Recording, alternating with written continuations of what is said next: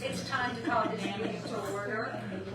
This is a regular meeting of the City of Callaway Board of Commissioners. It is Tuesday, November 19th, 2024. It is 6 p.m. If y'all will stand with me, Deputy McKenzie is going to do our invocation tonight. And Commissioner Davis, would you lead us in the pledge, please? Dear gracious and heavenly Father, we just want to give you praise and glory for who you are. We thank you for making a way for restoration, Lord, whenever we fell short, that we could be restored to you, Lord, and you could be called our God, and we could be called your people, Lord. I ask you right now, Lord, just to touch each and every one of these commissioners, Lord, that you put in place, Lord, that they would rule, Lord, with wisdom and knowledge that comes from you this evening, Lord. Father God, that you would be with the mayor as she directs this meeting, Lord, that it would be an orderly meeting, Lord, and that we would accomplish the will of the people tonight, Lord. Father God, I just ask you to bless the people of this community that I love, and I know you love, Lord, and I'm honored to serve. I ask you, Lord, to be with our law enforcement officers. Let them stand for what's good, Lord. Let them fight what's evil, Lord, but let them serve the public, Lord, in a way that's pleasing to you. I ask you to bless our fire department, Lord, as they defend us against fires, Lord, and against whenever they respond to emergency situations, that you would be with them, Lord, and give them knowledge and wisdom of how to properly set up scenes, Lord, to protect the community. And Lord, I ask you to be with those that are less fortunate tonight as it's raining, Lord. Father God, bless them. Let them find a dry spot, Lord. Protect them, Lord, that they would still be with us tomorrow. Even though they're the least of our community, Lord, they're no less than any one of us, Lord. And we ask your blessings upon us all. In Jesus' name, amen. Amen. I pledge allegiance to the flag of the United States of America and to the republic for which it stands, one nation, under God, indivisible, with liberty and justice for all. City Clerk, please do a roll call. Commissioner Davis? Commissioner Brand, Here. Commissioner Pelletier. Here. Commissioner Ayers, Here, ma'am. Mayor Henderson. Here. Okay, we do have presentation tonight from the Bay County Sheriff's Office. Deputy McKenzie will be going over the October statistics.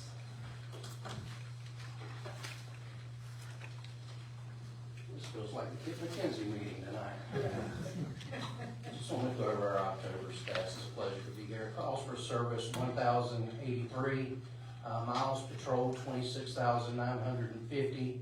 52 arrests, 163 traffic stops, 131 citations, and 31 traffic accidents. There was a drop in the stats this month. I know that's what you're fixing to say.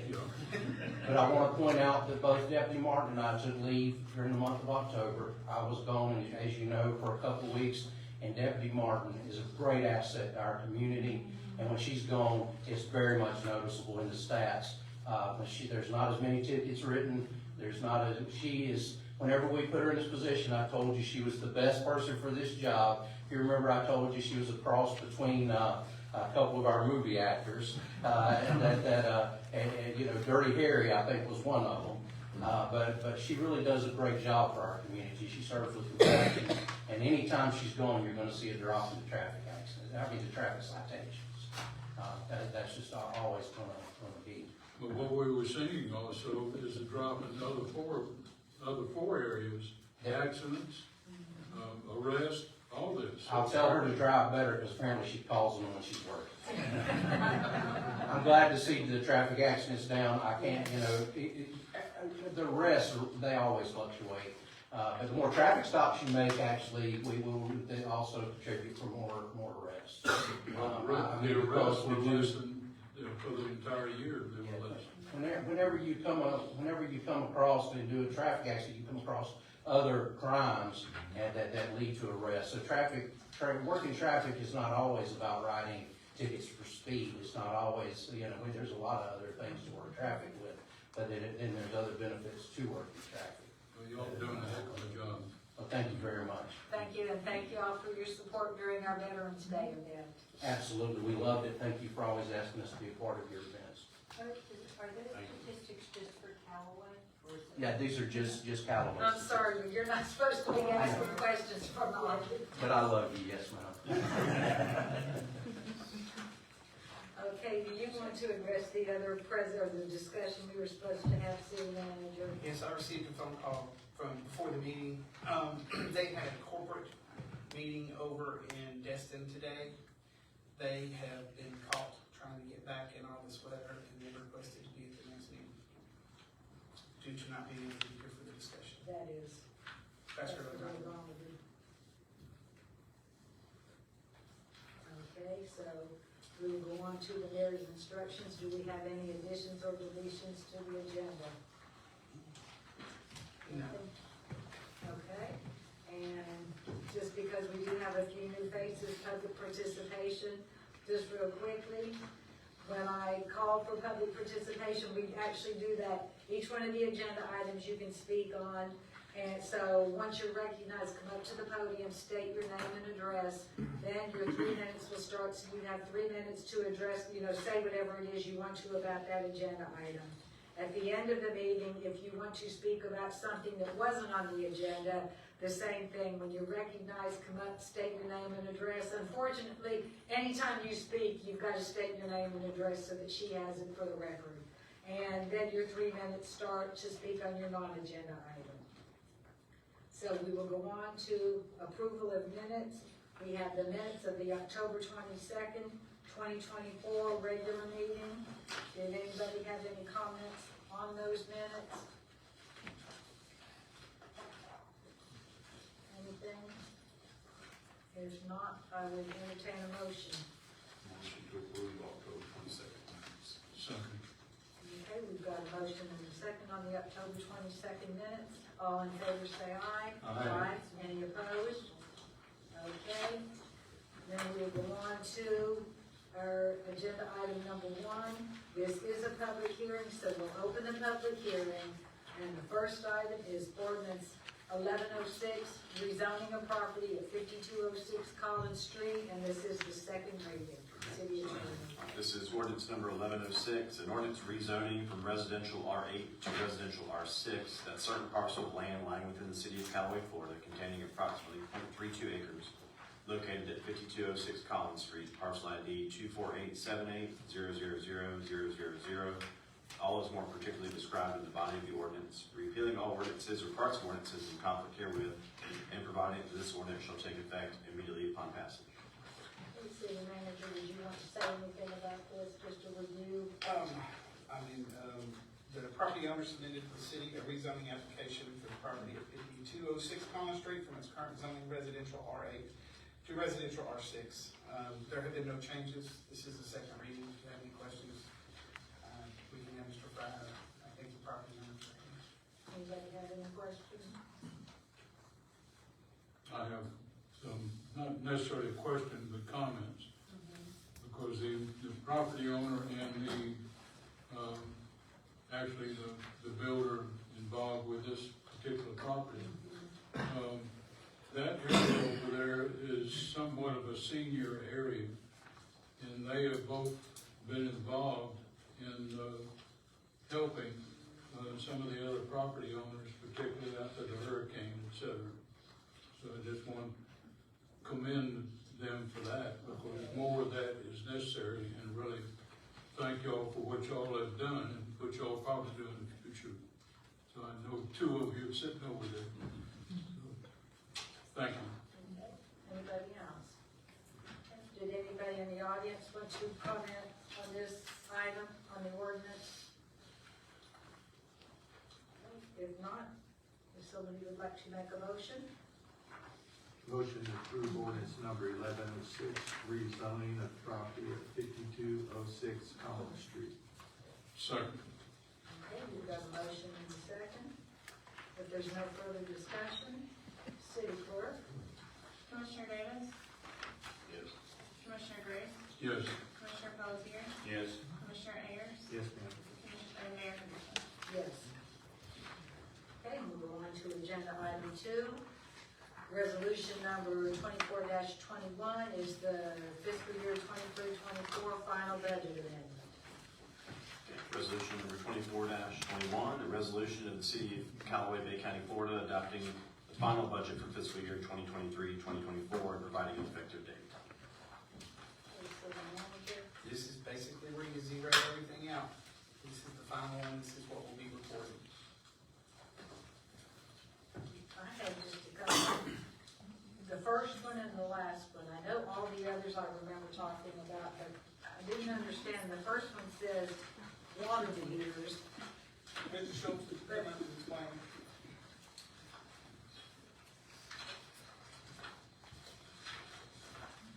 We're always behind on it. The water meters is just simply, we have two line items for water meters, expenses and capital. We're moving the money from one to the other, and then sometimes we end up buying additional water meters for the city for these bigger projects that come up. It just looked like a decrease. That's what threw me.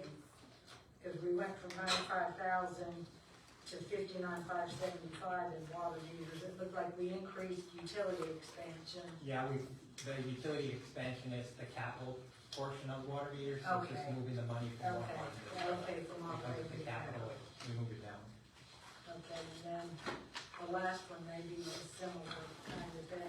It's just moving stuff around in that.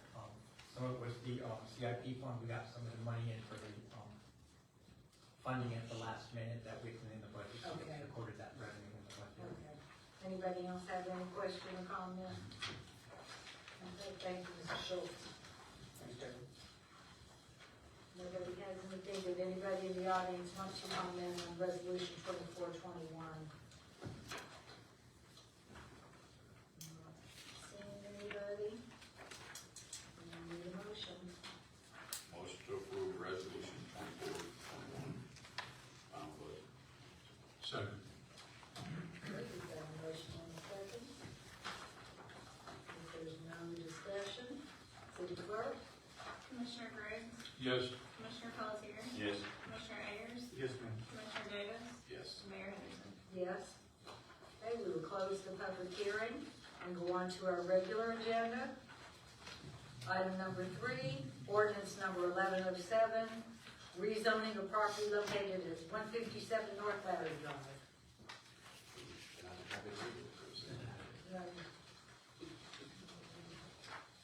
We have no ordinance for him to read.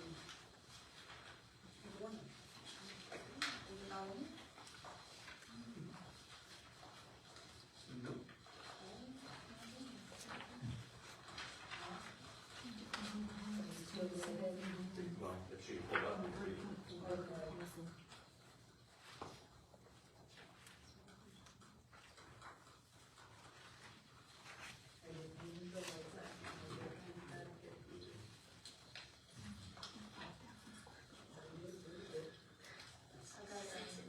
yeah, you go read it. You want me to read it?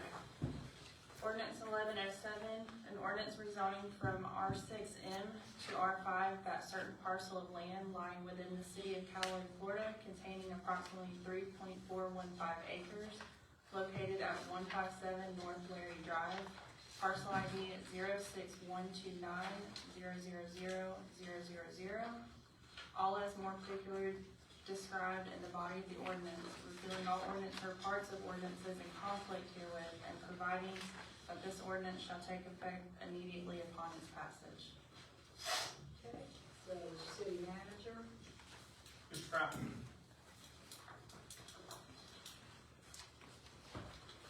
So this is a good one. This is gonna remove a non-conforming grandfathered in mobile home park. Does not look like a mobile home park, but technically it is. Multiple mobile homes on one large parcel. I've sat down with Ms. Vasquez. I've talked to her a few times on the phone, sat down with her once. It is her plan to build single-family houses on that lot. She does have engineering ahead of her to get a development order. The last time I spoke to her, she was shopping for an engineer. So I always recommend that they go with somebody local.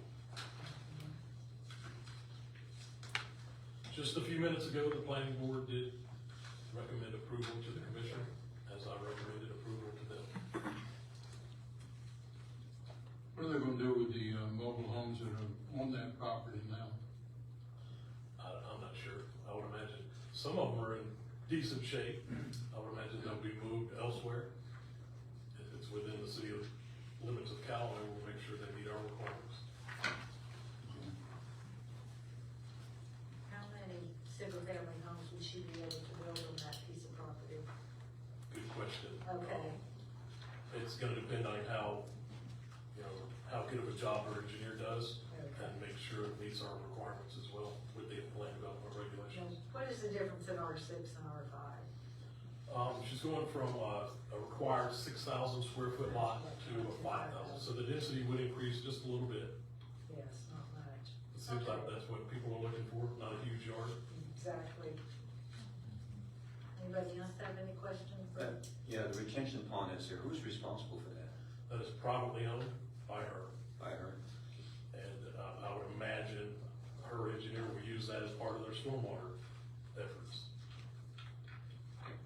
Anybody else have any questions for Mr. Price? Nobody? No. Okay. Thank you, Mr. Price. You're good, I think. Anybody in the audience want to comment on this rezoning? I don't see anybody. So would someone like to make a motion? Motion to approve ordinance number 1107, rezoning of property located at 157 North Larry Drive, parcel ID 06129000000.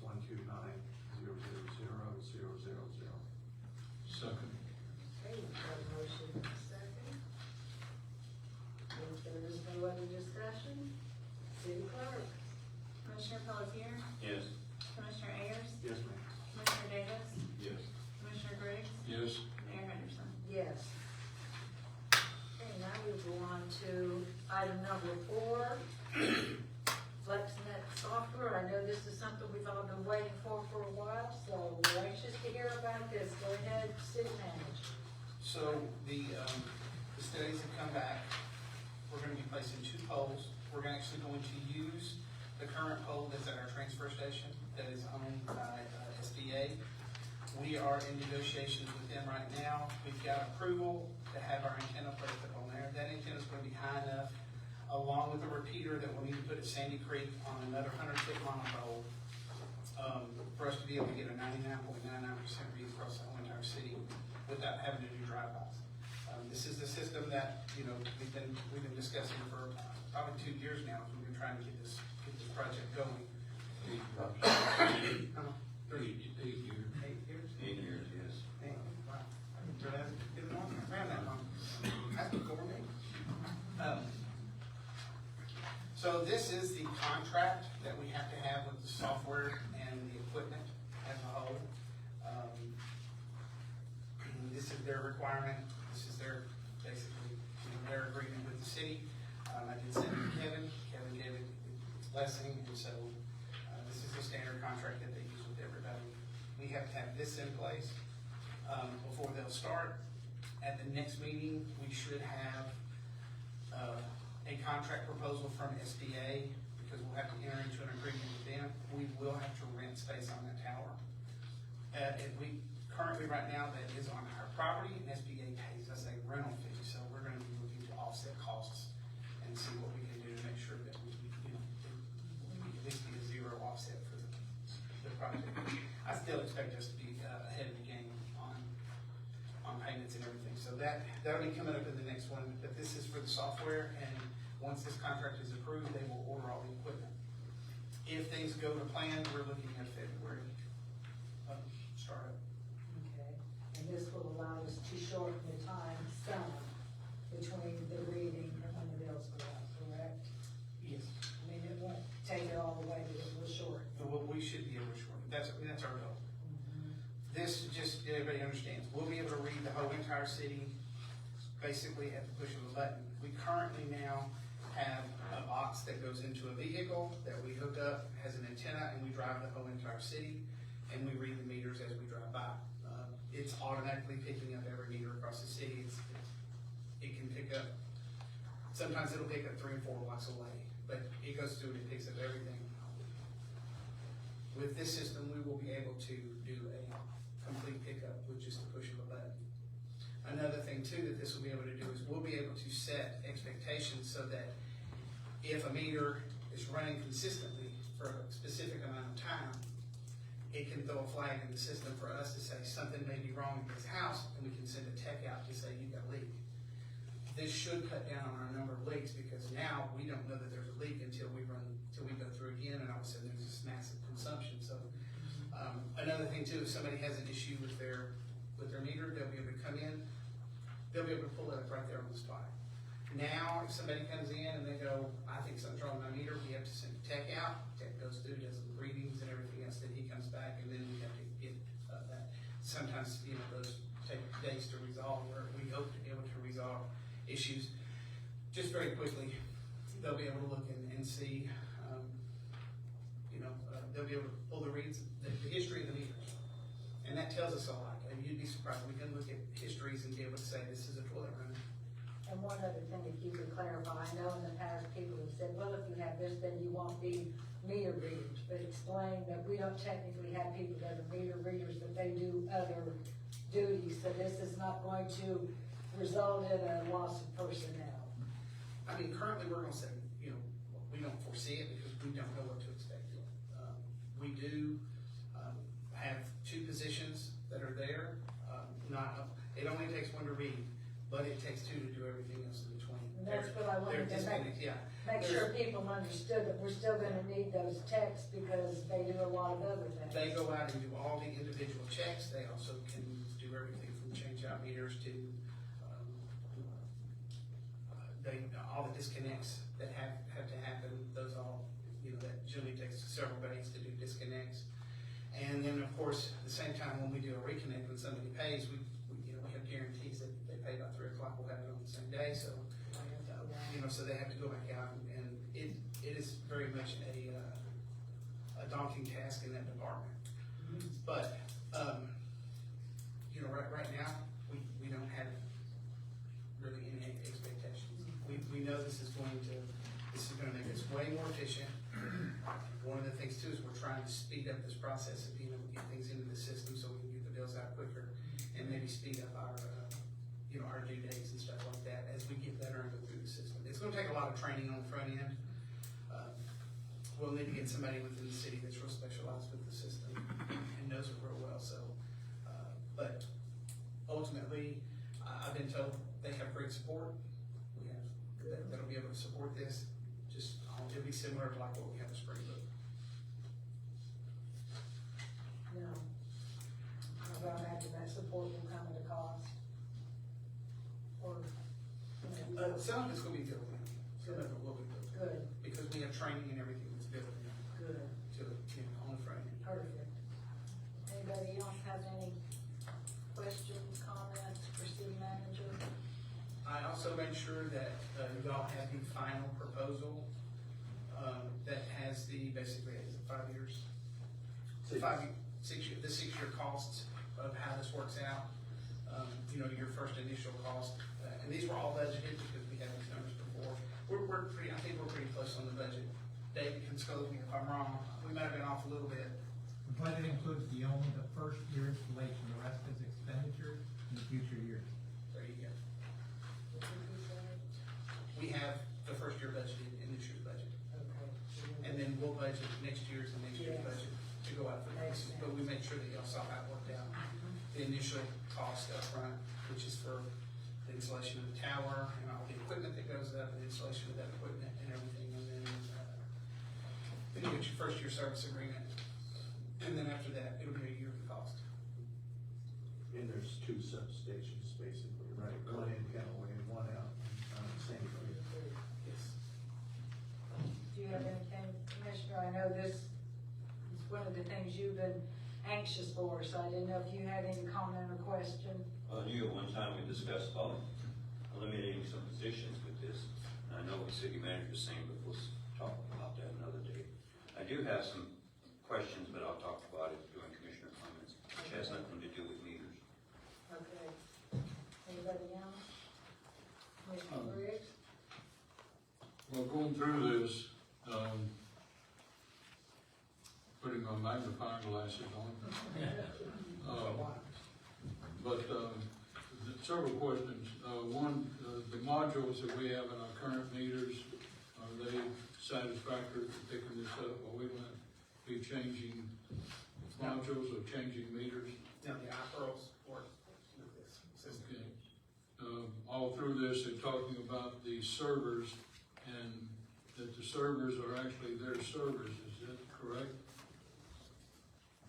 And what I'm getting at is that, is all the data that's in those servers, now Spectrum's, what if we change or do something differently later on, is that data gonna be available to us?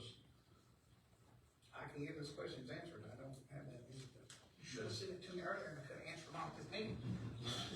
Now, that'd be a good question to ask, because we already been held hostage by IT Right. many years back. Right. About 7, 8 years ago, we got held hostage by an IT. So that means that if it's all on their servers and we do change, then they can hold us hostage with that. Yeah, and the communication of that data into our system, I just, very honestly, Dave Schultz and Ken, this is one of the areas that you're strong in. That was a Did super you question. see issues in this contract? Well, some of the things, Eddie and I talked about, he met with the contractor, and my first question was how we're gonna get information from, all the way out Bicycle Road back to here. And that's when we came up with a pole and to get that antenna up high enough to where we can get that. You can see there's a expenditure on there for $13,000 because it's a special pole. Initially, he thought it was gonna be a 65-foot pole, but that's too short. And so they had to buy a 75-foot pole. And then they're gonna put an antenna extension on that, so hopefully that'll reach.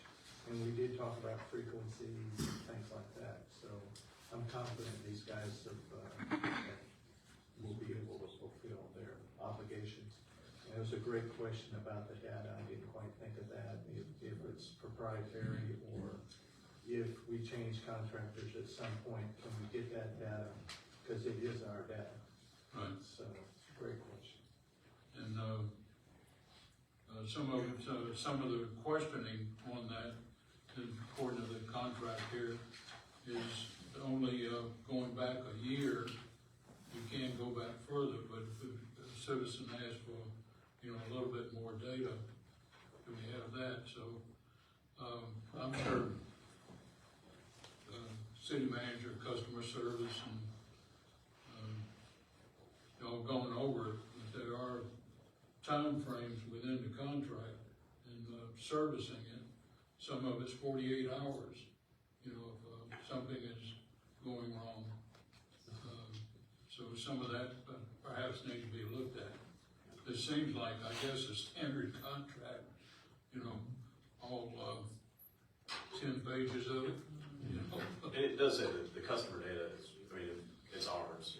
No, Yeah, but where is it stored? Within, well, look, it's on their servers, the RNI servers. Right. Within 45 days of request, they'll provide it, the previous 24 months of data that's collected by FlexNet, so that's built in there. Where would the servers be located? Will it be on site here?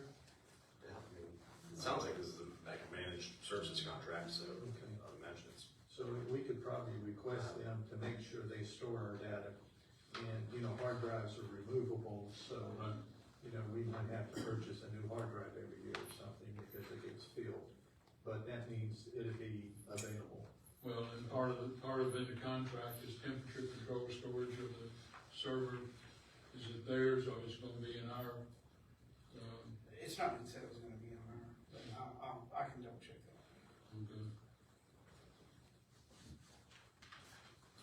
And then we'll finally, as I mentioned to the city manager before the meeting, one of the things going through here is trying to pick up some type of rate or anything that's involved, and now, as we sit down, we finally have it, so. Yeah, we talked about that earlier today, and, we talked about how that would be helpful to actually see the numbers, so.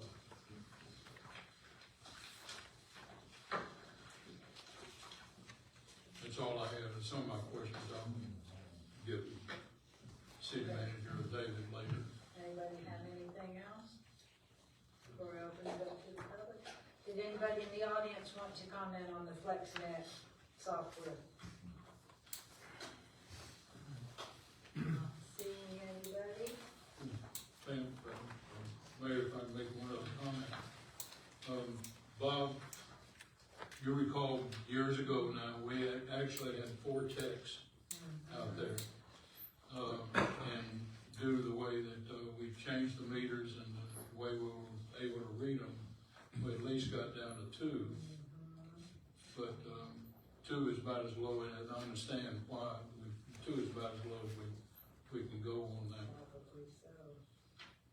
Especially with rain break. Yes. And I guess I would have to say, when you start talking about, what data, ultimately, the data that we're wanting is consumption. Right. That automatically downloads into our system. We have all that data. And I would just be curious to know, I guess, maybe some of the individual readings, I don't know how far back they go. I think right now we can go back a couple of months in history. I'll double check and see what our history capabilities are versus what we have now and what the new system will provide. Well, I think what they're saying in here is 48 hours. That's a 24 months. 24 months, they would give us a file. I mean, Like I said, I'm Said just I'm not hours, sure I meant what, months. I would be curious to see what data that would entail. Because right now we have incremental readings of, when we go on and run history. Bill, do you know what the time frame is on that? I do not, sorry. Is it every 5 minutes? I think it's every 5 minutes or every 15 minutes. Well, we can actually look and see. That's why I said, when we look at histories, we can automatically say, you've got a toilet running. I mean, it's so obvious, the rates and the volumes, so that's how we actually can tell, oh, this looks like a hose leak. You've had some, got a main break outside, it looks like it's a hose. But I'll be curious to see what data that entails. Is it the specific time frame data from each meter? Because ultimately, you know, once you get consumption, everybody's aware of what's going on. Now, of course, whenever a resident finds out, you know, oh, I've had a high consumption, then they're gonna come back and talk to us, and then we don't account, so we're gonna need more than 30 days. So I just have to see how far back our meters can go, I just don't know where. I don't want to comment and not be incorrect. Well, the difference in our meters now and went to where years ago is night and day, and it's really some, going over some of my shortcomings or long comings, is that, I like to go out and read the meter, because, well, now, you know, you're trying to read dials before and all that, it was almost impossible, but now with the analog, meters that we have, that we can read, you go out there and take a look at it, and you can tell if you got a leak or something. And I do want to specify that our current meters, we just read. There is another meter, it's a step up in this meter, that actually allows you to shut the water off remotely. That is something we may look at in future budgets, start purchasing some of these, very, very few, because we do have as much as I can say, repeat offenders. Every month their water's being turned off. It's the same people every month. Something like that, we can always go, we can switch a meter out, and then if they're, you know, gonna be shut off again, we can push a button and shut them off remotely, as opposed to constantly sending a tech out to lock the meters. So, that's just a little plus on the other side that we can look at long term. I think it should be looked short term, since it'd be saving in manpower, be able to turn it off, instead of taking 3 days of manpower to turn water off. And I know the people you're talking about, it's been the same for 8 years. It'd be worth the investment of doing it now versus later, manpower wise.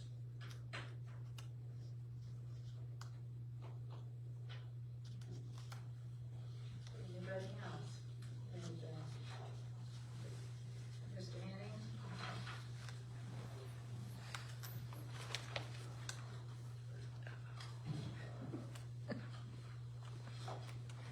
Henning, 431 Canyon Bass. Is this, gonna change the way they read it 15 days ahead of time now, don't they? Is this gonna be accurate now? They read the meters 15 days ahead of time before you get the bill or whatever? So what happens is, the first day of the month, within the first 2 to 3 days, we do drive-bys. Okay. Those drive-bys get collected, they get transferred into our system. Then we run a report on it to generate several things.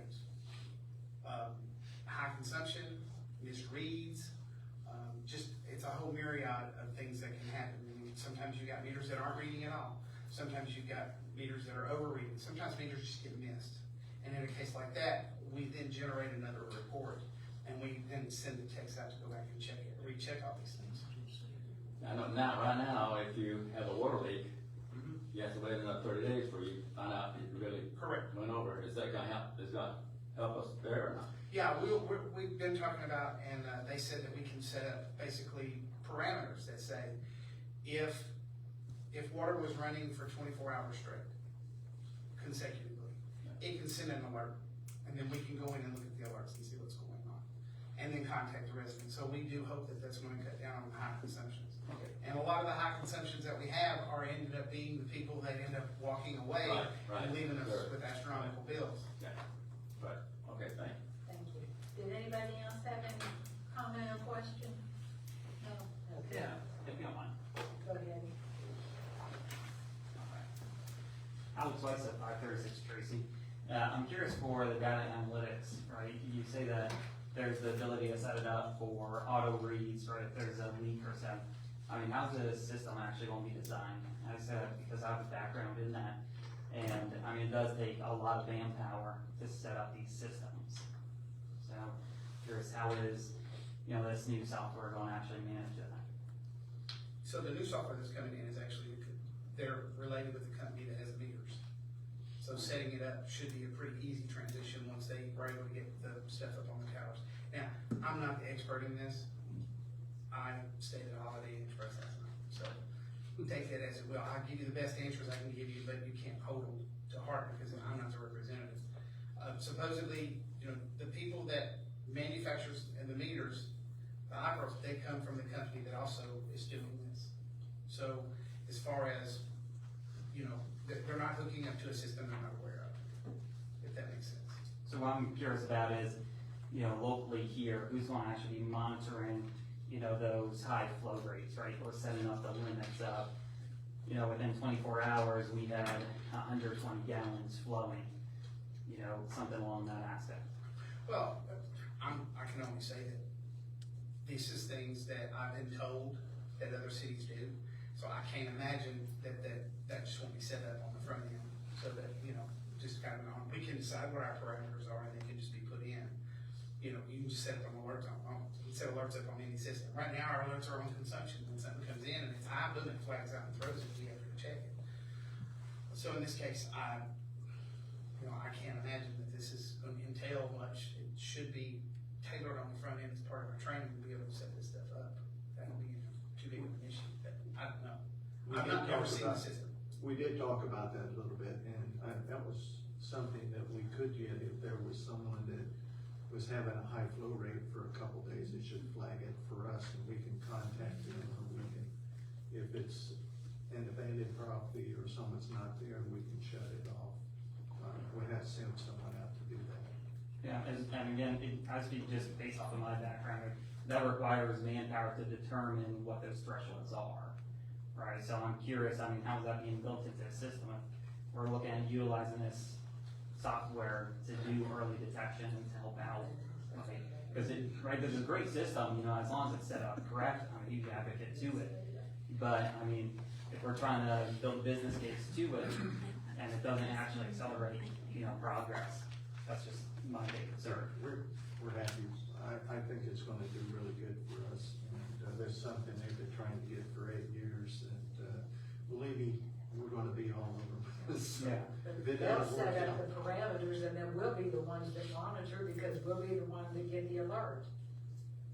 yeah, and we do stay on top of things like that, so if you didn't know that, we actually do. So next big part of this then is this also gonna help with, like, when we have a line break in our street? I mean, do we have other meters, you know, maybe substation meters that want to help with that? Because we've had many line breaks that take weeks to be resolved, you know, and it takes the road is literally eroding away. So, I mean, this is a great software, especially for that early detection. Those aren't set up on meters, because they're before the meters. That's usually the breaks or city water. But if it was a break behind the meter to where the customers are responsible for that, then I would think it's, you know, hopefully that's what we're looking for, to identify early so that there's not a lot of wasted water. But before that, there's not a meter. Let me give you a secondary answer. On the lines before the meters, no. We don't have anything. They are developing a product. I saw it last year. That is something that supposedly you can put somewhere in this thing that can monitor, and it'll look at the consumption downline and compare it to that, and it can throw up an alert if they think there's a leak somewhere. That is coming. Basically, I was told they're close, but I don't know how accurate it's gonna be right now. And then you would have to turn around, and I think the issue that we have now is that would work good on a main line that went to nowhere. Won't work on a looping system. And we've looped most of our systems around here. I mean, you know, one thing you don't want to have happen is to have a break somewhere, and then everybody down below loses pressure, and then they're on full water notice. So we've been trying to keep our system looped, where when we have breaks, we don't drop pressure, so that we end up having to do full water notices. So yeah, the technology is coming. It's just not there yet, is what I was told last year. All right. And then just that last part is I was curious if you guys have been able to do any kind of a prototype or like a 30 or 60 day study prior to actually engaging in contract. Well, we've done prop studies that gives us coverages and reads and everything else to see what our viability is going to be. Have we brought an assistant in? We have not brought an assistant. But there's there's some cities that are using the system now. In fact, I think Walton County and Destin is on it now. I think Chipley is on it. There's several local cities that are on it too. I'm going to it. Did anybody else want to say anything? I don't see anybody, so, okay. Just a correction, but Commissioner next to me said here, there's no such thing as city water. Water is on the city side, but all water is paid by the citizen and taxpayers. I think I said Bay County, which is Bay Yeah. County before it gets here. But the county doesn't pay for it. No, Bay County Callaway don't pay pays for it. They Okay, pay by the taxpayers. okay. Would anybody like to make a motion on this? As we discussed it fully? Make a motion that we accept FlexNet software as a service and Spectrum lease agreement. Do you have a second? Second. Okay, if there's no other discussion, then this is not an ordinance, so we just need to have one vote. All in favor of approval of the service and lease agreement, say aye. Aye. Any opposed? Okay, we'll move on to item number 5. Memorandum of Understanding with Bay County. City manager? And y'all know, we recently had chosen, Bill, what is the company, what is his name? Rager, yeah. Rager to revise our comprehensive plan. This is actually a requirement because of the base, that all the changes that's grown out of the base, all the cities are having to revise their comprehensive plans.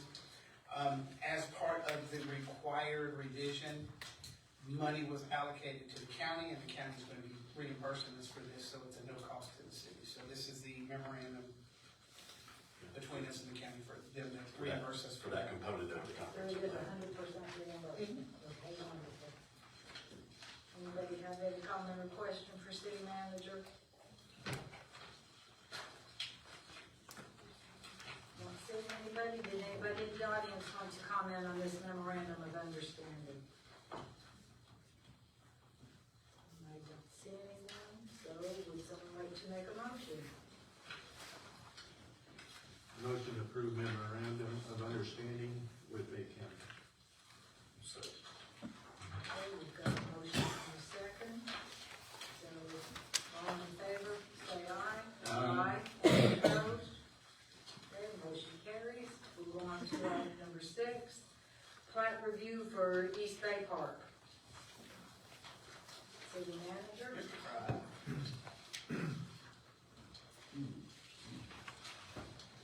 East Bay Park plat will bring 11 brand-new single-family homes to the city of Callaway on the corner of Wallace and Catherine. They have used existing roads, existing water and sewer infrastructure. There were some taps made to meet the needs for the individual lots. There is a retention pond in the back next to a forever green area that was wet that the city of Callaway will take.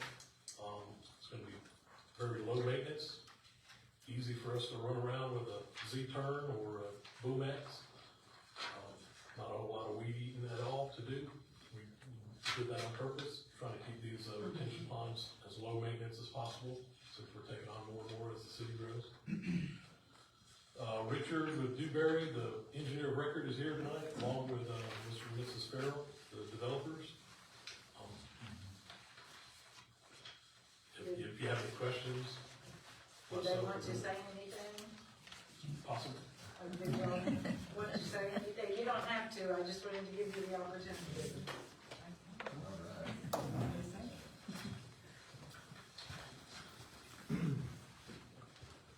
I'm Amberly Farrell. Do you need my address? One thirty, or do you need property address? 6711 Wallace. 6711 Wallace. Okay. Thank you. We're just really happy to be here and for the city's support and just looking forward to being part of the community. And this if you have any questions, let us know.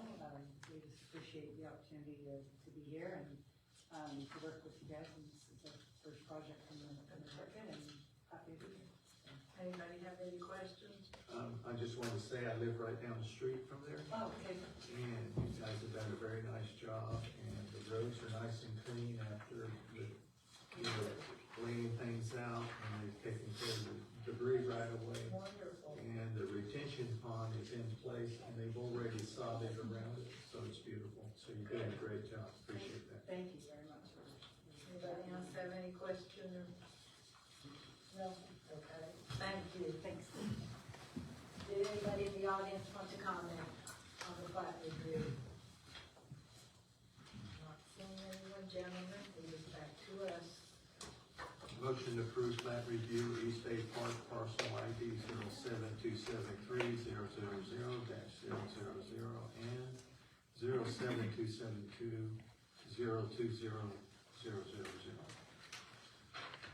Okay, we have a motion, do we have a second? Second. Okay, we have a motion and a second. If there's no further discussion, all in favor say aye. Aye. Any opposed? Okay, motion carries. And we will go on to item number 7. Bertha Bridge CEI Task Order Amendment 1, City Manager. DRMP has run out of hours, for time and materials for their CEI for the task order on the bridge. Due to the extended time to complete the bridge, DRMP has run out of hours to complete their portion of the project. This also includes all the documentation to close out. I will tell you this much, they have been stretching everything they can out of this project, because it's went over. So the estimated not to exceed amount of $46,780 will cover through December. This is a time and materials. If we can keep that below, it will only be for what they do. We just need to send a bill to them. I was gonna ask that question, why can't we sell the bill to the contractor? It's his fault that we're in this position. Liquidated damages. I think all we could do with them is liquidated damages, isn't it? Can we do anything else, attorney? Or that we drafted tonight, that it's a deduct out of contract, or how does that work? You have to sign a contract. Well, I know we were looking at the engineer, as far as the contractor, if they're late, then it's liquidated damages. That's not so big. Yeah. But I mean, since it's taken them longer, and that's why we had to have more CEI, that can we go against the contractor for that? Can we do anything to them other than liquidated damages? Possibly, you'd have to look at what part of this 46,000 is just because of the delay. I know there's stuff in here that says, additional testing was required during pile driving and unforeseen conditions, so anything that's, it may not be so cut and dry where it's just the 46,000. There may be some stuff that was, out of everybody's control, if the pile driving wasn't the contractor's fault. But if the worst thing is. If there were, and you can sort of dissect this 46,000, you might be able to make that. Is there somebody that has the expertise to look at that? Okay, I mean, we can look at it. Yeah, I can see it for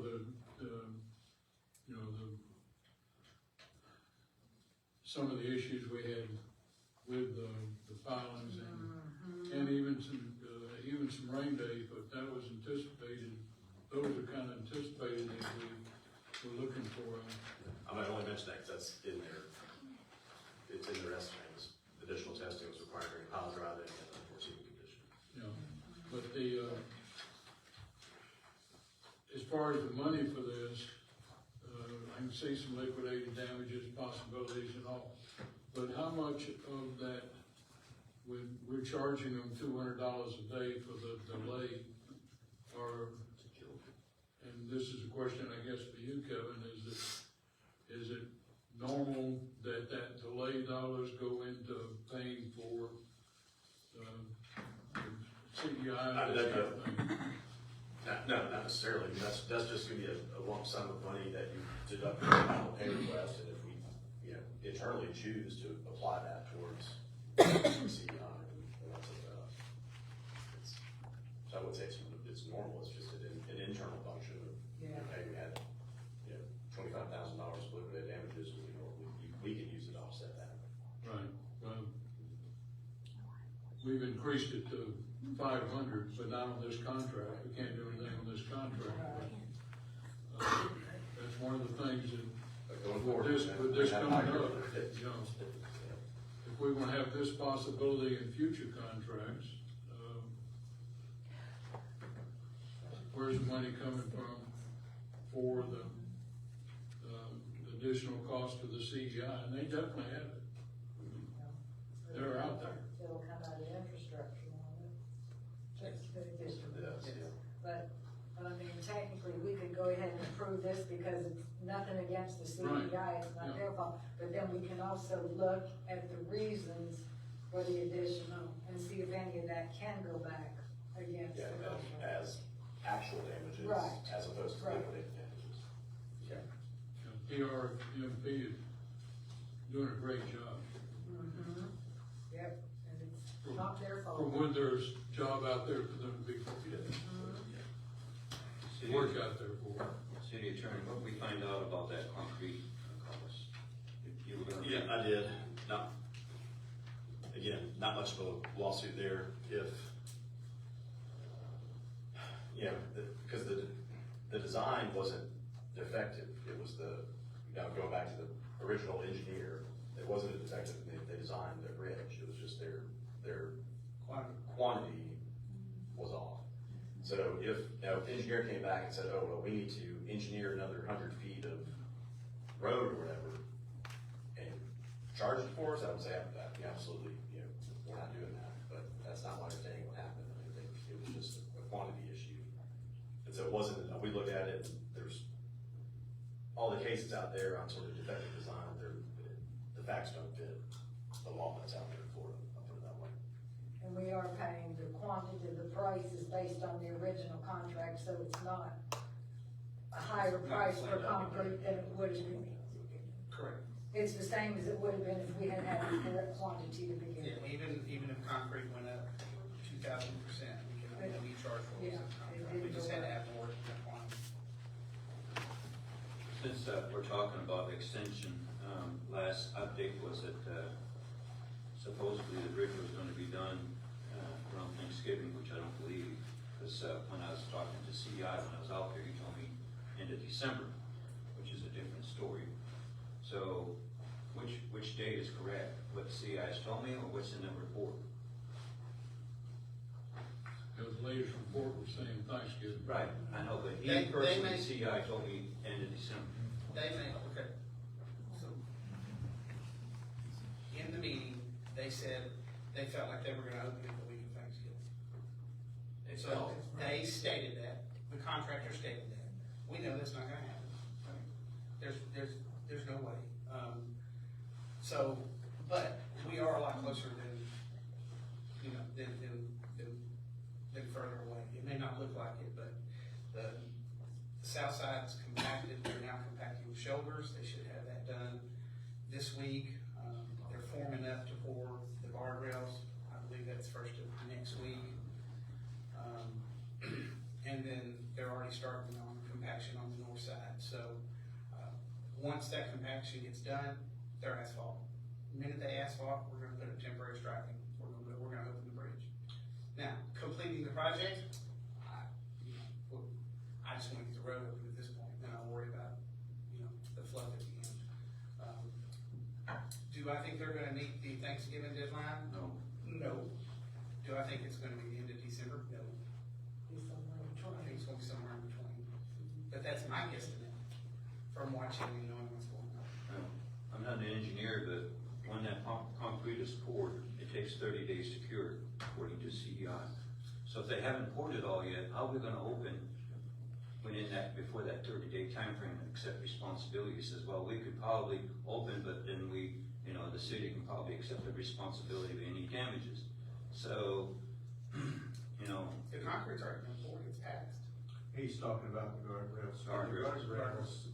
That, the 30 days for that is, they're guardrails. We're not driving on those. However, if we're gonna open a bridge without guardrails, then are we accepting responsibility for people getting hurt? City manager, city attorney? No, the guardrails are gonna be there. If Just someone won't have 30 days. goes through the guardrail because the concrete hasn't cured, I've not been told that anything about those guardrails were not gonna be cured when the bid was over. Yeah. I can double check that. This is the first I've heard of that. Well, I I visited on mean, site, but it's not 14-inch thick concrete, which is where some of the other things are. Right. A huge thick slice of concrete's gonna take, 30 days.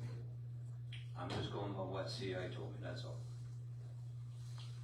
I do visit on site, I do show up, I do ask questions. Look for the truck that says DRM. Because I can't, I drive up and there's barricades and that's as far as I go.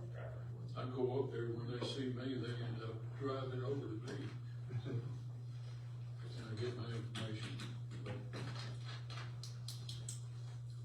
But American Sand is the subcontractor doing the asphalt, is that correct? Yes, So they're ready to go just as soon as, they're on site right now. They're doing all the compaction right now. okay. They're running the compaction. They gotta lift 2 manholes and then they've already started compaction they're starting compaction on the north end, which is a very short distance as compared to, they're doing the shoulders on both sides, on the south side. And they should have those done. And it's not just a matter of compacting, they're having to put down, he said 6 inches of dirt, run compaction, it's tested. They have to have it certified, then they come out and put 6 more inches on, and it's compacted, then they test it. And this goes on indefinitely until they get it over the top. To get back to the task at hand, on the CPI, and then number 1, 46,780. did anybody have any more discussion before I open it up to the public? Anybody, any more comment or question on this item? Did anybody in the audience want to, yes ma'am?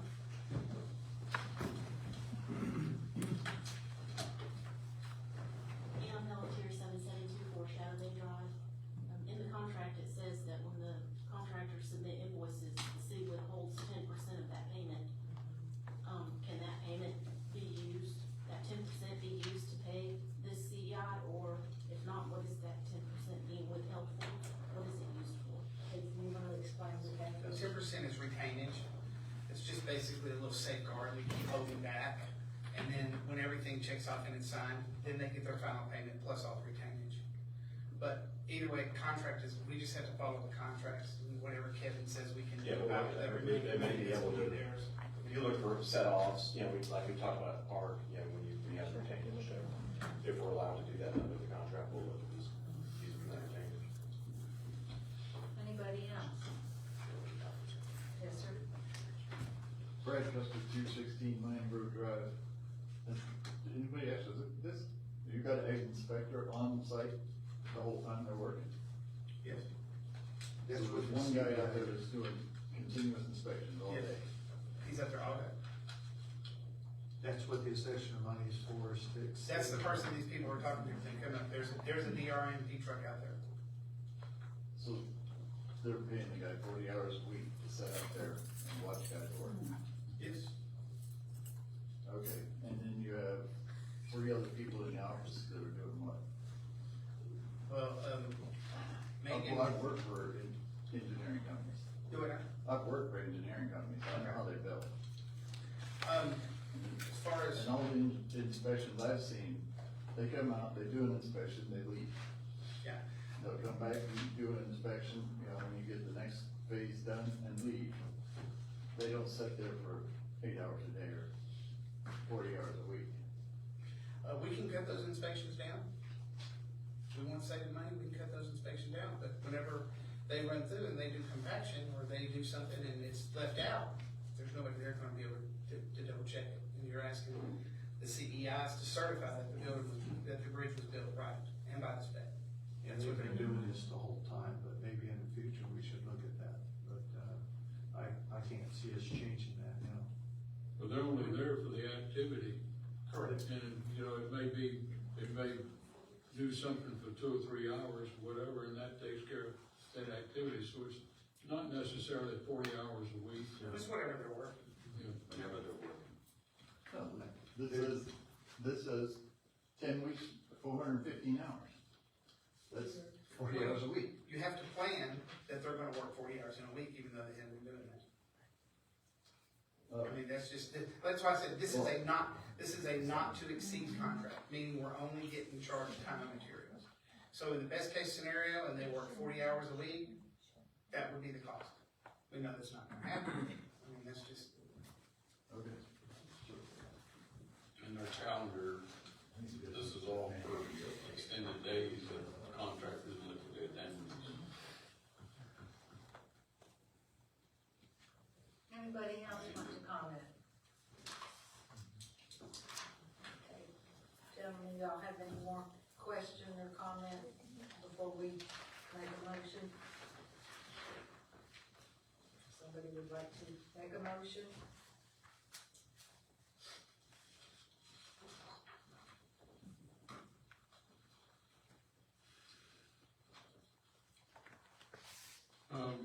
Make a motion to DRMP Bertha Bridge CEI Task Order Amendment number 1. At this point, not to exceed $46,780. Second.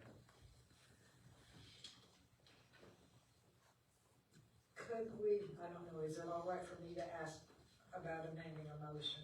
Is it?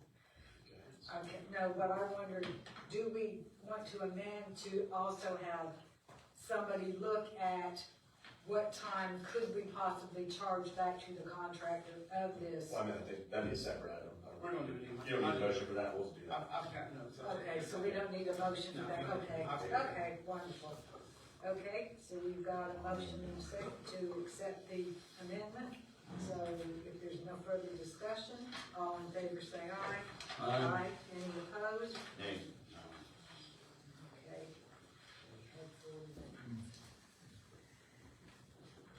Okay, so that brings us up to commission and staff comments. And I just had a couple things. I hope that y'all had an opportunity to get out and see the wall while it was here.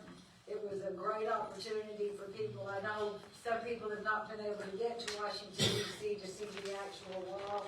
And even if you have, it was still a good opportunity.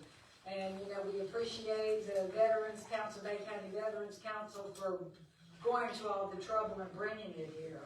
One thing I did want to thank our leisure services, I got a lot of compliments from people, you know, we know what a good job our leisure services guys do, but it was so nice to hear it from the people that were affiliated with the Veterans Council and the people that actually have the wall to talk about what a great job our leisure services guys did, how helpful they had been, and how hard they had worked on that.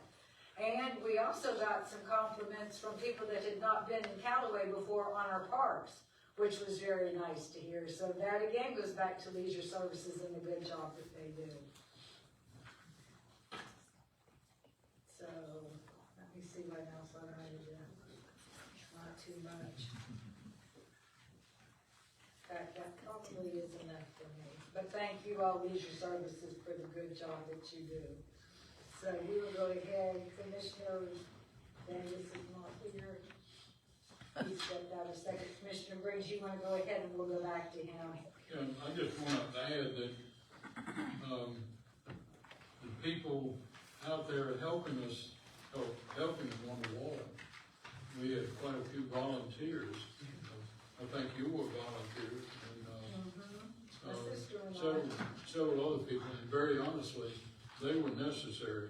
Oh, definitely. Because if you think you can go to that wall of 58,281 names on there, and you're looking for a specific name, it's not alphabetical order or anything. I was looking for one, and even after I found out everything that was there, but the volunteers that were helping on this is, they need to be recognized. They were all volunteers. Well, all volunteers. They only had, how many staff members, Tim? 4? Yes, from the wall. Yeah, the wall had 4 staff members. Everything else you saw was done by volunteers. All of us in those yellow, orangey shirts. Volunteers. We had some of our former employees were actually out there. Steve, is there anything you'd like to say about it? I mean, you were intricately there, part of all of it. What did they say, what was the estimated count?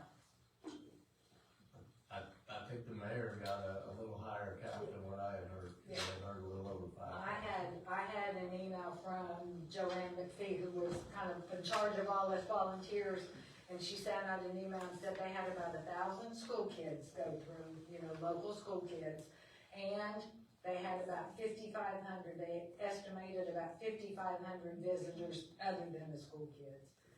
But I know I heard there was a group on motorcycles from Jacksonville, there was a group, I think you said, from Tampa. Yeah, right there. All my information came from Tim O'Gear, by the way. Oh, yeah. But no, it was a very good turnout. So we appreciate them bringing that here. And that's the last location it will be at this year. It will start up again next year. And then I think they do like one location per state, but they only do like between 30 and 40 a year. So they don't even go to all the states. So it's kind of a big deal to have that. Go ahead. And well, as far as anything else, we're gonna get the report from Eddie on various projects. Okay. So I'm waiting for him. Okay, we'll go ahead back to Commissioner Davis now that he's back. The, one for city manager, I guess you'll update about Beacon Point, how it's leveled, getting Yes, sir. new bids. The other thing, Hampton Inn down there, we know what in the world's going on. Bill, you know anything? Nope. Not waiting on us.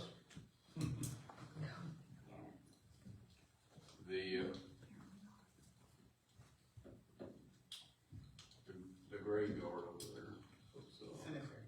you gonna do that? Okay. The last thing is, out front, what do we do about getting the contractor, like, where they tied into the existing fence?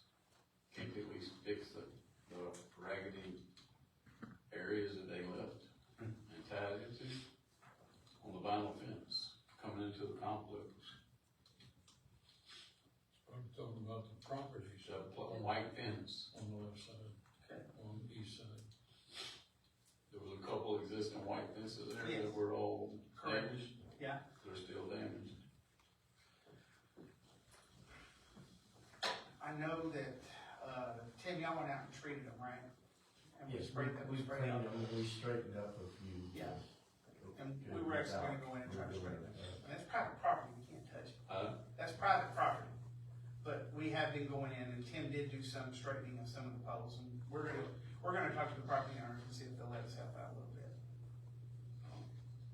Cause it looks terrible with new fence, and 50 feet of raggedy up and down fence. And it just, it didn't make sense.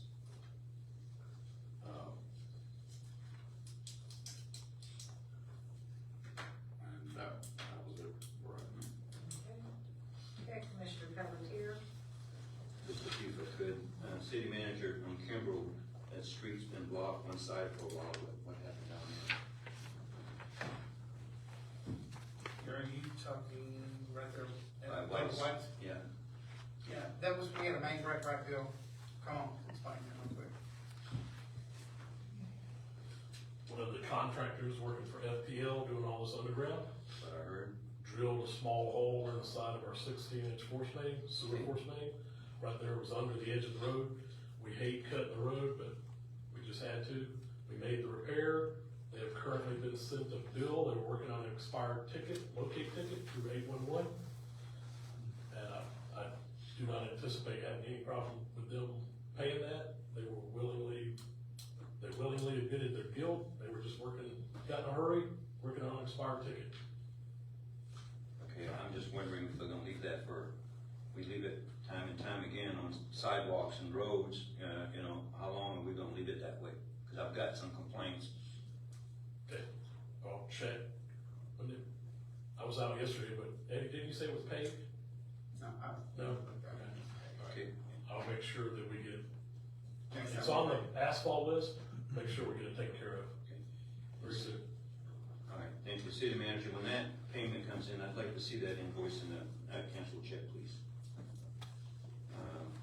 Also, city attorney, a year ago, we had billed Setco for $10,000 worth of damages. Would you ever get any of that money back, or is it just a bill we sent out and they did nothing about it? You know, they created damages on the medium there.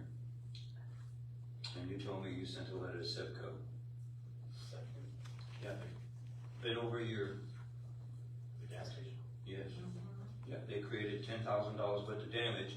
I'm just wondering, where is it? Where's the money? Have they just ignored our letter?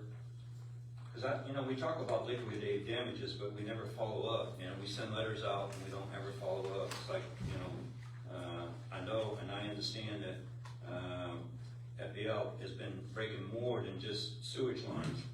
And if they are we billing them for that, or are we just sending our manpower to fix it? And I'm assuming. I don't remember that. I'll look. Yeah, well, I can go back to the minutes and tell you exactly when. City manager at Florida Power, my question is, they had numerous breaks. Are we billing them for all the breaks or just the big ones? I think a lot of, Bill, you might want to get up and attest to this. I know I found one myself. I got a call from them, and they've been going through and doing so much that, I was being told that they're gone before we even figure out. It's the same contractor just doing it all, isn't it? No, that's our problem. There are multiple subcontractors doing this boring stuff. Right. Now, the ones that we find that they have blatantly violated the 811 rules and all, which was this one, obviously, because we are billing them. Okay. Sorry, I'm trying to read my notes. City manager, you were supposed to get back to me on water breaks, and I still don't have an answer as to why some of these water breaks have slipped through the cracks.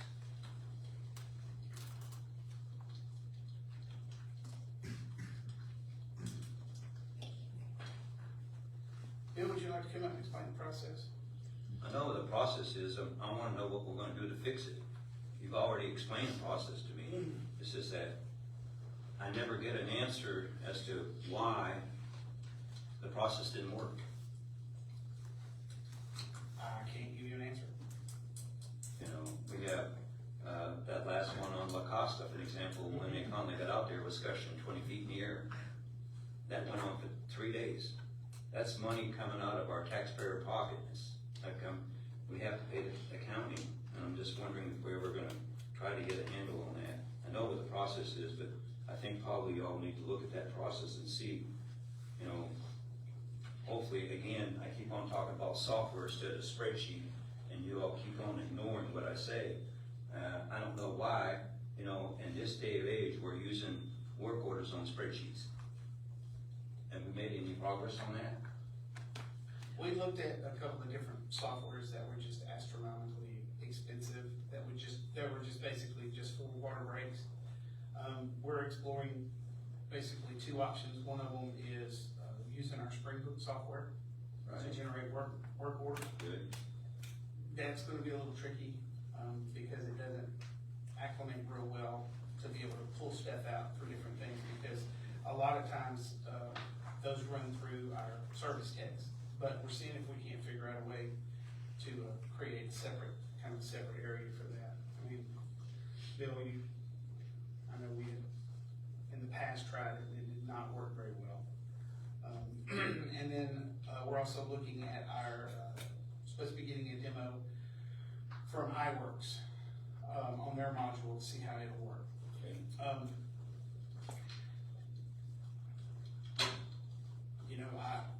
I will say, yes, our current system does not, it is not computer-based software on how it's working. Most of it works off of, I don't know that it even works off a spreadsheet, does it, Bill? Truthfully, it's all used, it's the board. Yeah. The call-ins work through, and they work off the board, the boards are prioritizing, everything's going over. I have yet to hear why a La Costa happened. Yeah. We haven't figured it out yet. And Thomas was supposed to get back with me on that, but I knew you were we had caught up, at one point, we were down like 60 breaks, and I think now we're maintaining about 12 now, consistently. And there's breaks every day, it's every day. And, I mean, I found one day for yesterday, because I walk around the city and look for everything, you know. And you just look at it and go, why? You know, maybe a truck ran over, a heavy truck went off the road and you know, put too much pressure on the line and broke. But we're gonna have water breaks, that's just a way of life. But we've got to be able to handle them in the fastest way possible. And I do not have an answer for La Costa. Last I heard, we were gonna go back and look at the tapes. Did you even know about that, Bill? I don't think you knew about it. Tapes. We're gonna listen to the comments. I have to go by what the property owner told me, so I'm assuming that he did call, but if he didn't, it'd be nice to know if he did. Last item I have, Mayor, is that I think the time has come, I don't know about the rest of you guys here, but for me, sometimes, when I ask city manager, specifically last meeting, city clerk was supposed to send information back to us, we never got that information. I think it's time for us to sit down and have perimeters of our two employees, city manager and city clerk. It's taken sometimes, I had an incident a couple of weeks ago, 4 days to get an answer from city manager. I don't think, when I have a citizen asking me a question, unfortunately, I can't answer all of them because I don't control the city. He controls all the individuals in the city, all the employees.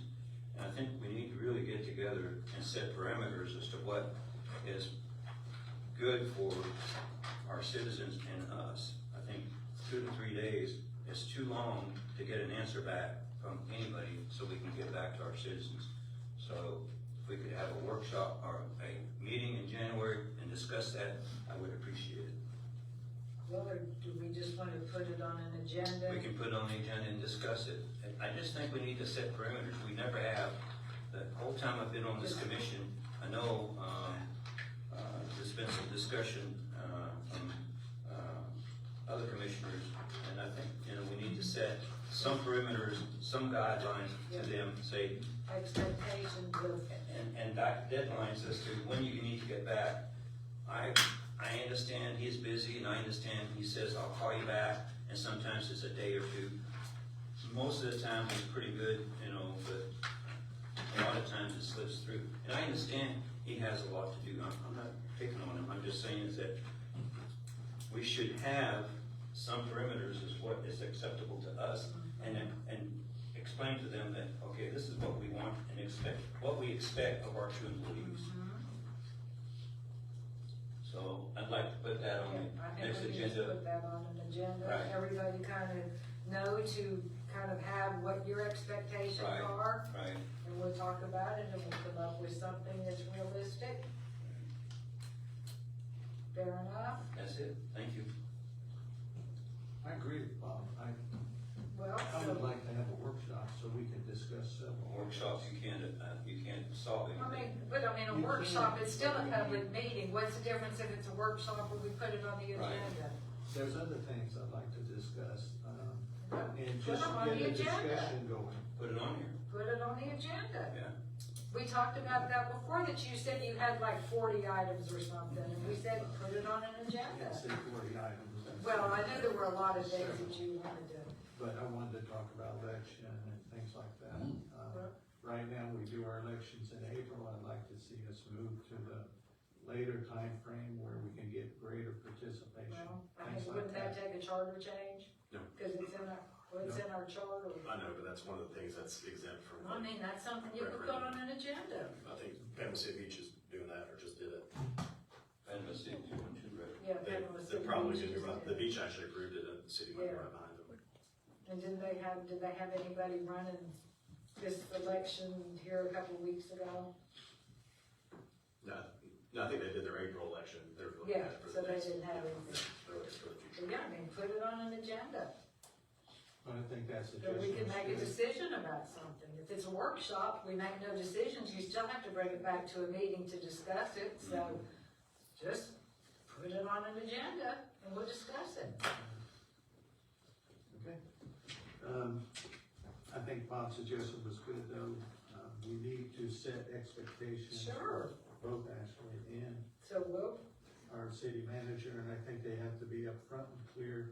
And that's So- something that when we grade our employee, the only two we have each year, at least we have clear guidelines and they can meet those. I said, be ready, we're gonna have it on the next agenda, so be ready with what your expectations are, that we can all discuss it and come up with something that would satisfy. I mean, we all have to have the same expectation, we've got to agree. We have to agree amongst each other. We can't, Agree. yeah, I the agree. group's got to agree on something, so we can just talk about that at our next meeting. Is that it, Commissioner? No, ma'am? No, I was asking Bob if that Yes, was. I'm done. Okay, go ahead, Ken. More than one commissioner. Okay, activities this last few weeks, some of the more recent ones, I attended the Bay County Contractors Association last night with the mayor and the city manager. City manager gave a great briefing and, gave us an opportunity, to show our face there, and they were very happy that the, city of Callaway actually has elected officials there. I attended the Notable Knowles luncheon today. Panama City City Manager Jonathan Hayes, he was one of the selectees today, and that's a great honor for him. I've met with the city manager several times, and at least once a week, and we do travel out to the bridge, we walk the bridge. We look at all the new things they're trying to get done, including the guardrails and, rebar and putting the braces in and everything, so we've seen a lot of progress.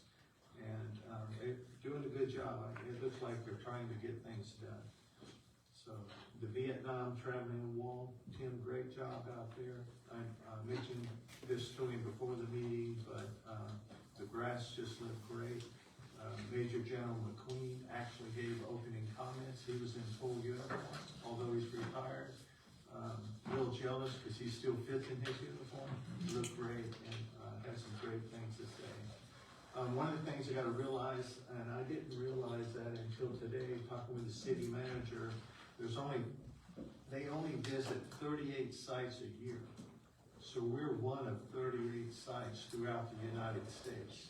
So that was a great honor that we got that, and hopefully, maybe we can get that again in the future. Beacon Point's demo looks great. City of Callaway got out there and knocked out the demo. Those guys did a great job. The Goodwill building has been completely cleaned up underneath. It looks really good. All the hazards are gone. So, thank you very much for jumping on that. Bill, good job out at Callaway Point. All those leaks are gone now and the road's been repaired. So, I appreciate all your hard work and, employees from Callaway, all their hard work. You guys are doing a great job. Please keep it up. Is that it? Yes, ma'am. Okay. City Clerk, do you have anything for us? Yes, I did just want to go over the bids that we have out right now and when they'll be closing. We have the Tyndall medians, the Parker medians, that actually close Thursday. So we'll receive those, open those Thursday. The legislative roadway repairs, which is the Boat Race, Big Oak, and Hardwood Court, that closes Friday. The Bertha and Boat Race Roundabout will close next Tuesday, the 26th.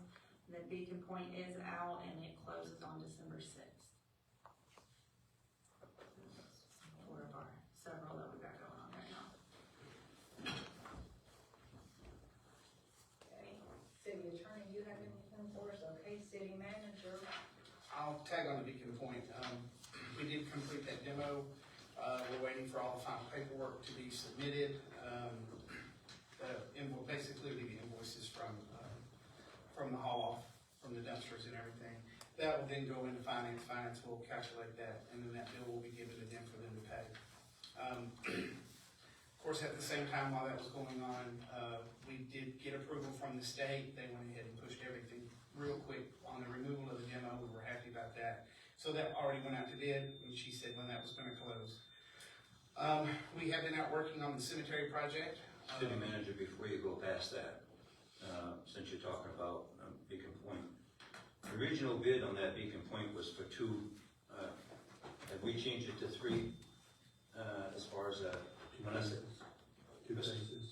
There was 2, you were talking about phase 1 and phase 2, right? So where are we at with the phases? So right now, this is phase 1, it's the out parcel only. So that bid is out. We demoed that building, we took it down to the slab, we got it ready, and now the bid that's out is to rebuild that building. For 3 different businesses, For not 3 2. years, for 3. So how do we go to 2 since I listened to the property owner saying that it was always 3 there? So how did we get from 3 to 2 initially on the original bid? 3 to 2 on the original bid. The bid that went out was for 2 businesses to go in there.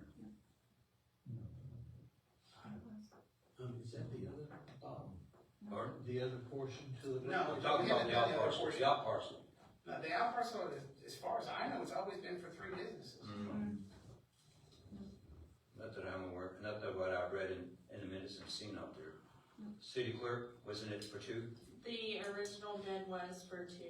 So why did we go to 2 to start off with? That was one of the addendums that I had to issue. Was because the plans were from 2 to 3. It went from 2 to 3. That's fine, I didn't even know that. Well, I mean, I caught on to that when he was up here talking, you know, so. From what I understand, they're building right back exactly like it was.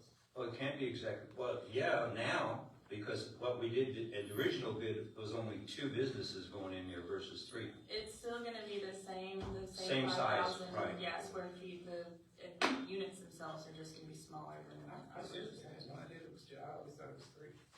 Right? Okay. Yeah, I've got 3 in my notes. Yeah. But I've only been taking notes for 3 years. Yeah, I've always thought it was 3, and thank you for bringing that to my attention. I'll do some research on it. Yeah, well, that's what the bid that was sent out was for 2, on the out parcel, 2 businesses going in there. And I remember him talking about, well, we've always had 3 there, and we need to have 3. So obviously it was a change in the way we did our bidding this time. It's just, the building itself is gonna be the same size, it's just it changes the structure a little bit, the inside a little bit. We're currently, we've been out to the cemetery, if anybody's been by there, we've completely taken out the whole back end of that area, we've got it all cleaned up. We still gotta remove a couple of trees, we're working with FPL, Bill's handling that. Once we get those trees out, we're also at the same time getting a survey. Bill, when's the survey gonna be done? This week. Okay. Getting a survey done, we need to figure out exactly where the property lines are so we can get it marked. We have a memorandum of, we have basically agreement with the property owner that owns a trailer park. They're excited about this too. We're gonna cut the swells in. All of this is gonna be done in-house. We feel very confident that we're gonna be able to complete this. Once those swells get cut in and we're happy with that, we're gonna go ahead and, we have the plans ready. We're gonna put a fence back there. One of the things I do wanna say is we have a lot of issues with people trying to cut through. They're constantly damaging stuff, so we're gonna put some shadow box entries.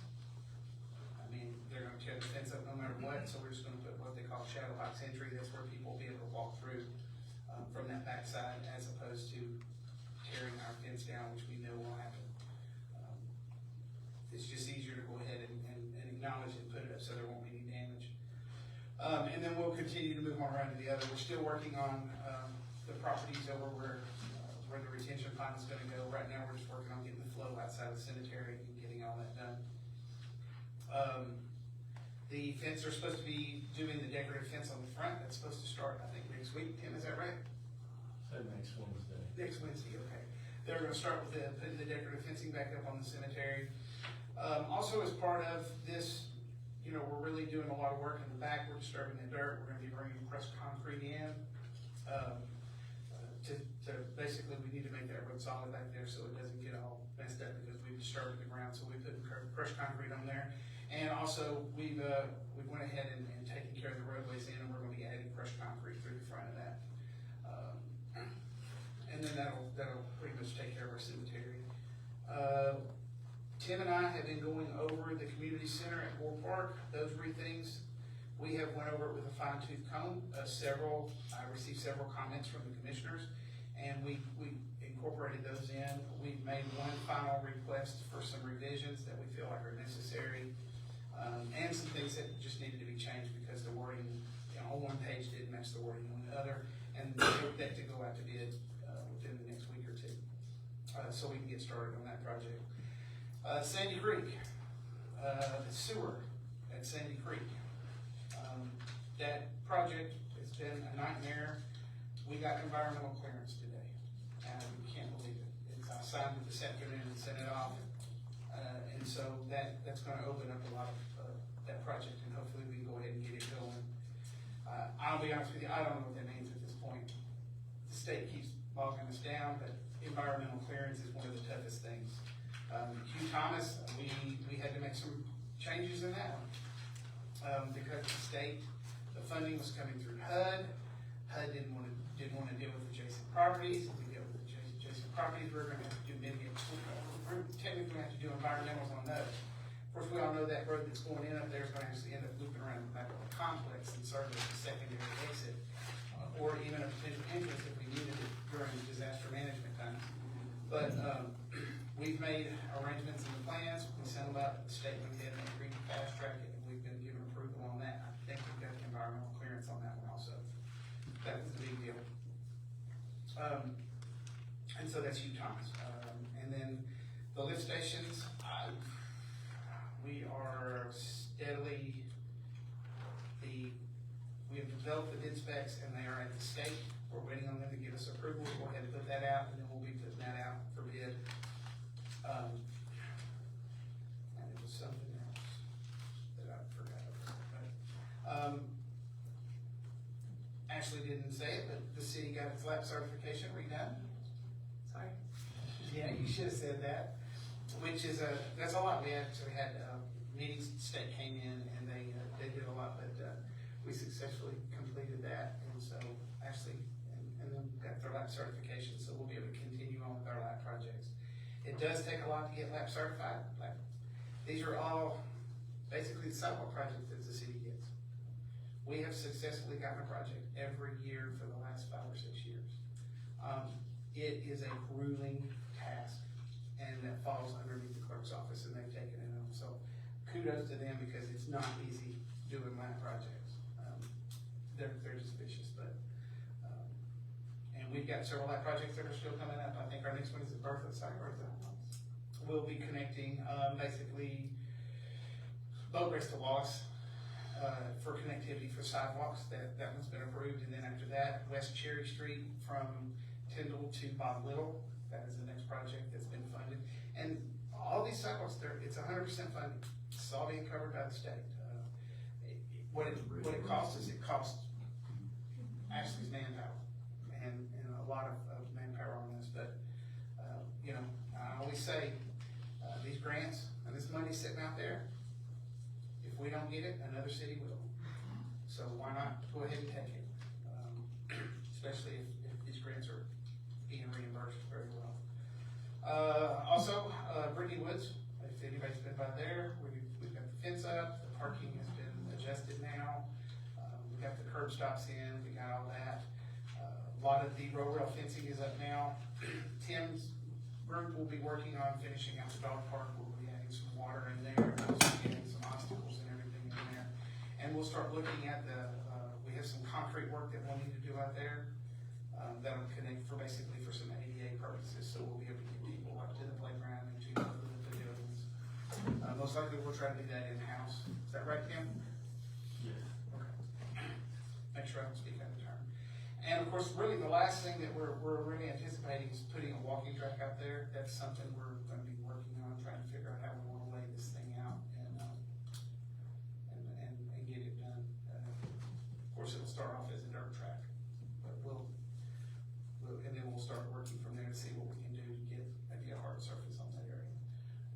Every day I have went by that, there have been kids in the playground, and surprisingly enough, for the last basically 3 or 4 times a year, there have been people using a dog park. So, Tim, we need to hurry up and get our we got our That station. Yeah. Is it inside now? Not one inside. Not one inside. We have it read there, so. City Manager, since you're talking about playgrounds, if you don't mind if we interrupt just quickly. Sure. Are we gonna put the canopies back up at the playground? They're back up. Sure, back up. Yeah, you must have done, Core Park just a couple days ago, cause I was there 2 days ago, it wasn't done. Done, Yesterday? it's up maybe 2 weeks. Really? Yeah. On the big one by the water? Big one by the water doesn't have a shade. Thought for sure we had one, all shades and all. That one's just closed in, but it doesn't have shade. Okay. My bad. As y'all know, we took those off, whenever we were expecting some hurricane force winds. And then because things were brewing, down in the Gulf, we decided to leave them there a little bit because it does take a very long time and it's very difficult to take those down and put them back up. But they are, I believe, everything's back up, right? Yes. Yeah, everything's back up now, yeah. Finally, we'll end with Cherry Street. We had another meeting over that. Tico is going to be sending us an agreement. I hope we're gonna have it by the next meeting. Basically, what they want is, it's a standard thing that they do, and the gist of it is gonna be, we're going to cover all the costs to move all this stuff one time. And if something's not right and it has to be moved again, it will be at our cost to move it. That's basically what it's gonna say. We have went back out and resurveyed because we had new poles put in again by FPL. So all that's been put in. We re-verified all of the city utilities one more time, and we made sure all the overlays are in. So those plans, Bill, those plans are finalized now, right? Did you got a final copy of them? Okay, so everything now is in. We're waiting on the agreement from Tico. And if they get it to me sooner, I'll call a special meeting.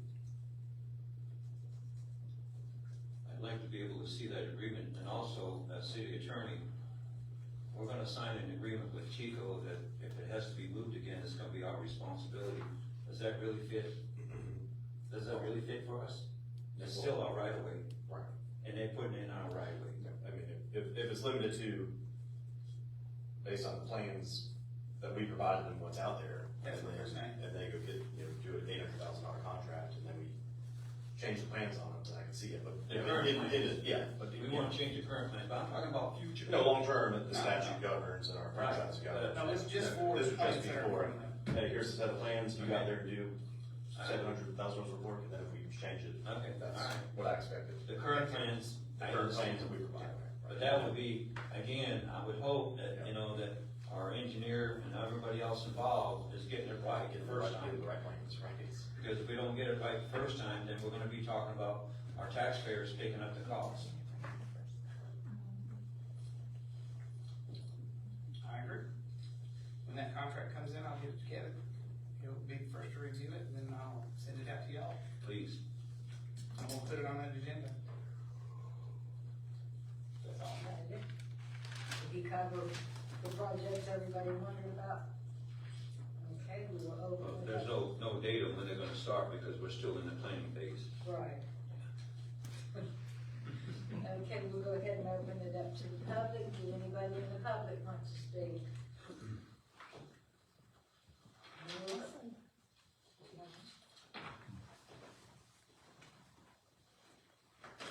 Jody Reichenberg, 5206 Collins Street. Just a heat of caution on the FlexNet software, just to go on top of what he had stated, is that when the new application comes in, it's going to be a shell. And so it would, just for a heat of caution, it might be a good idea to call the other places like Okaloosa County or whoever else has it, to be able to find out like what their growing pains were for it, so that you guys have a better idea. When they go to set it up, they have a configuration setup fee, and so they have the opportunity of setting it up and configuring it that one time. But if you don't get those questions answered, then every time that you have a problem that you might not have foreseen, you get charged every time. I agree. So doesn't that help? Great idea. Anybody else? Yes, ma'am. Teresa Langston, 6031 William Street. I have a question, but I want to make my comment before I ask the question. I just find it unprofessional that a commissioner actually approaches an engineer and developers before this meeting because, you know, trying, I guess, to warn them, or I don't know exactly what the point was. I don't think it was a joke. It didn't sound like a joke. But talking about one of the commissioners that likes to ask questions, and made a statement about his wife sits in the audience and that they should be careful what they say because she might hear, and how she likes to ask questions and double team. I think it's very unprofessional that a commissioner does do that. And also, I mean, if you have a problem with people asking questions, whether it be citizens, other commissioners, I think you're in the wrong seat, because everybody should have a right, and if you're not gonna sit up there and ask questions, the citizens know. The citizens see who asks questions, who pays attention, the comments they make, the behavior, how they behave at meetings. And I think, you know, I'm baffled at what I heard. And I heard the conversation. I'm at a loss because I didn't hear a conversation, but that's fine. Well, I'll be happy to explain more later. And my question is in the newsletter, you said that the irrigation specialist got a new truck. What is an irrigation specialist, per se? Yeah, you can take you can take irrigation. We have irrigation all the way in all of our parks. They have irrigation. City Hall has irrigation.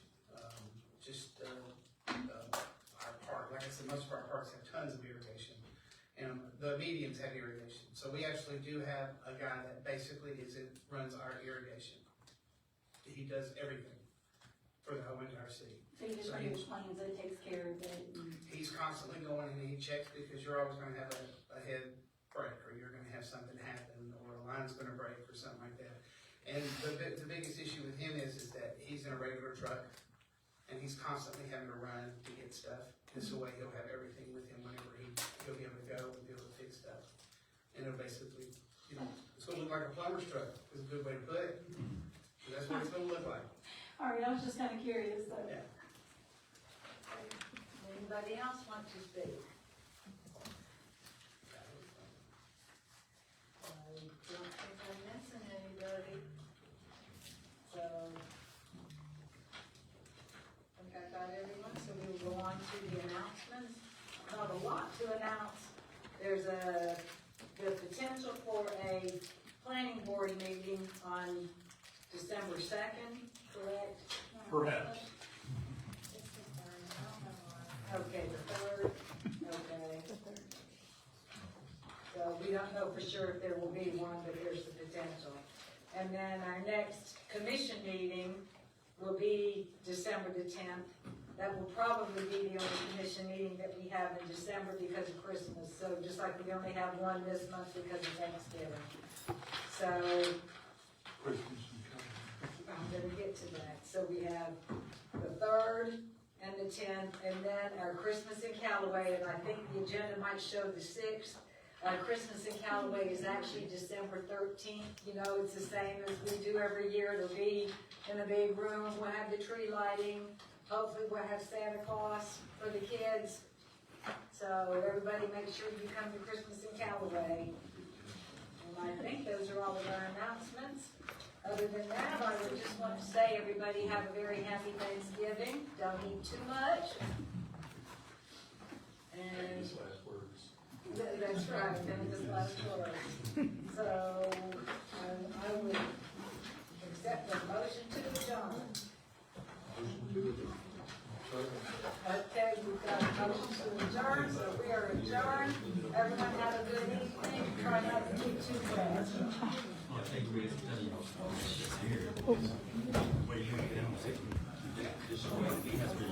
Oh my God.